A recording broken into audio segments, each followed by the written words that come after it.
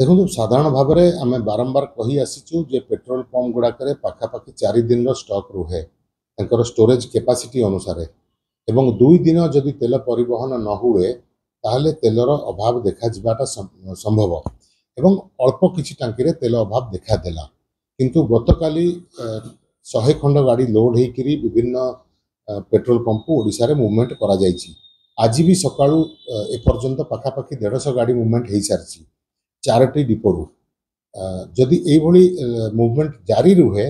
ताहले कौन सी क्राइसिस हम ना का भाँ किसी पेट्रोल पंप रे तेल सरीजार संभावना रही।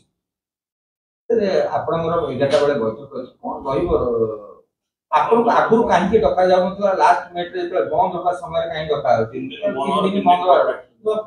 मंत्री कर्तव्य था यार स्ट्राइक पूर्व दिन ही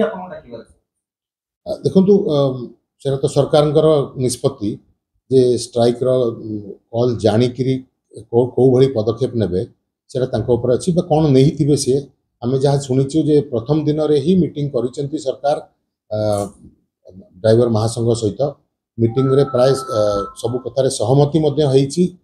किंतु तुटी पारा ना आशा करा जे आज जदि कौन मीटिंग करी से कथाटा को फाइनल तुटई दे पारे साधारण लोक हैरान हेबेनी जदि तैल कथा कहवा तैल परिवहन निश्चित एफेक्टेड होती आज जदि स्ट्राइक कल अफ होगा दरकार जदि स्ट्राइक कल अफ न हुए